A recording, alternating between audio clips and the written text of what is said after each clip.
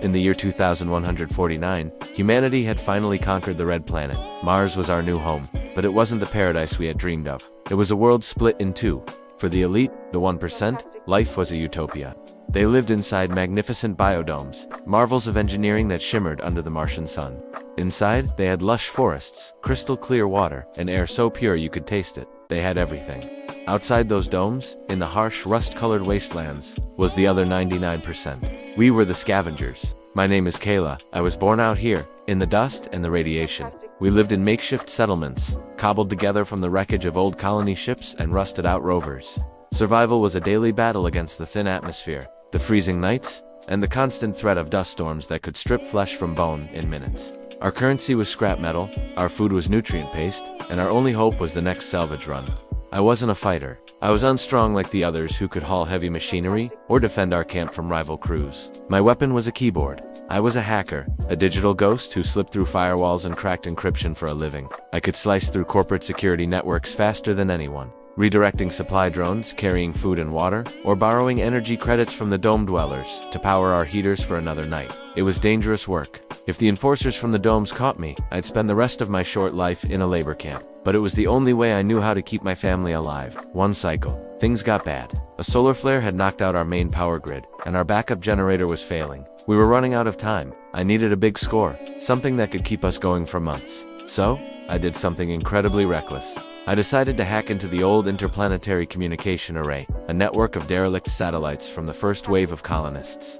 The official story was that they were just space junk, but I knew better. They held archives, logs, forgotten data, streams of digital treasure trove. I spent days weaving through layers of ancient, corrupted code. It was a digital maze, full of dead ends and phantom data. My fingers flew across the worn keys of my console, the green text reflecting in my goggles. I was about to give up, my eyes burning from exhaustion, when I found it. It wasn't a data file or a hidden cache of credits. It was a signal, a faint rhythmic pulse, buried deep within the background noise of the cosmos. At first, I dismissed it as solar interference or a system glitch, but it was too structured, too deliberate. It was a pattern, a repeating sequence of tones and clicks that felt intentional.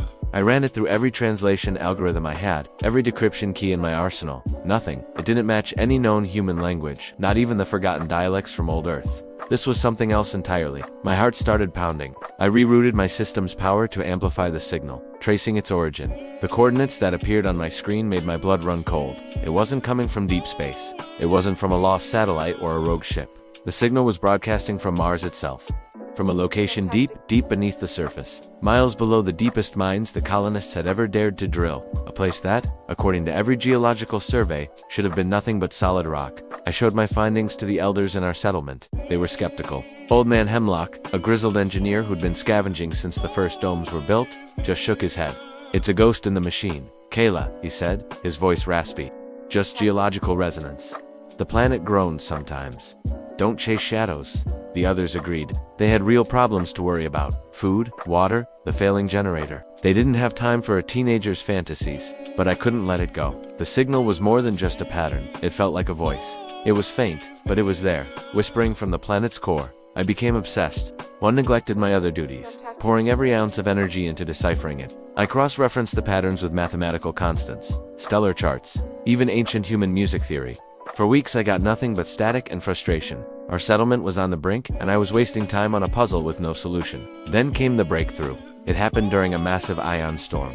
The sky turned a sickening shade of orange, and the air crackled with energy. All our systems went haywire. But as I was trying to shield my console from the electrical surges, the signal suddenly became crystal clear. The storm wasn't blocking it, it was amplifying it. And for the first time, I could hear it. It wasn't just clicks and tones, it was a voice. A voice that was ancient, weary, and filled with an emotion I couldn't name. It was singing a lament, a song of profound sadness that resonated deep in my bones. As the voice grew stronger, my console began to translate. Not the words themselves, but the intent behind them. The raw emotion. It was a story of a civilization that had risen and fallen on Mars millions of years before humanity had even learned to make fire. They weren't from the stars. They were born of the red sand. They had built cities of light and music, powered by the planet's core. They were a peaceful, symbiotic race, living in harmony with Mars. But then something happened, a cataclysm. The translation was fragmented, appearing on my screen in flashes of imagery and abstract concepts. I saw visions of a dying sun, a poisoned atmosphere, and a great migration. Downwards they hadn't died out. They had retreated deep into the planet's mantle, entering a state of hibernation, waiting for the surface to heal. They had been sleeping for eons, dreaming beneath our feet. And our arrival, our drilling, our technology, had started to wake them up. The voice wasn't a welcome, it was a warning. It spoke of a great power they had locked away with them, a source of energy so immense it could either restore Mars to its former glory or shatter it into a billion pieces. An energy source that, if it fell into the wrong hands, could become the ultimate weapon. Just as this realization hit me, my screen went black. A single line of text appeared, glowing in stark white against the darkness. It wasn't in the ancient language. It was in broken, clumsy English, as if the sender was learning it in real time by scanning our own networks. The message was simple, and it chilled me to my core. We hear you. You are not alone. They are coming. They, who were they? Before I could process it, a new alert flashed on my screen. It was an intrusion warning.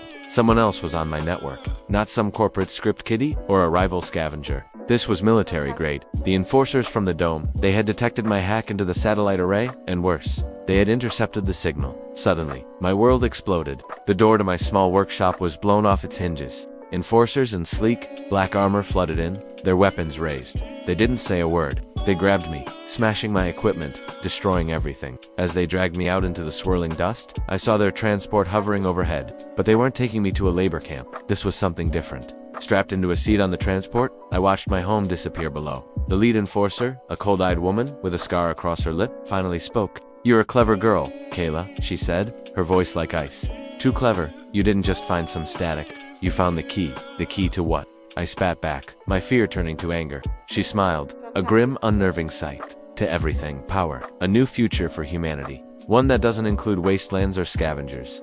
It hit me then. They didn't want to understand the signal. They didn't care about the warning. They wanted the power source. They wanted the weapon.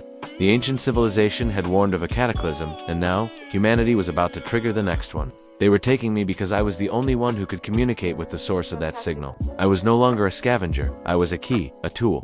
As the transport sped toward the gleaming dome, I looked down at the red wasteland that had been my home. I had spent my whole life fighting to survive in it. Now, I had to fight to save it. The sleeping giants under Mars were waking up, and the greedy hands of humanity were reaching for a power they couldn't possibly comprehend. The message wasn't just a warning to me, it was a warning to everyone. The red planet had secrets, and we had just kicked the door wide open. The real war for Mars was just beginning. This story is just the beginning of a much larger universe I'm building. If you were captivated by Kayla's journey and want to find out what happens next, what the ancient civilization's true purpose is, and how she fight back, make sure you hit that subscribe button. We'll be diving deeper into the lore of Mars, the secrets of the domes, and the fate of humanity. Thanks for watching, and I'll see you in the next video.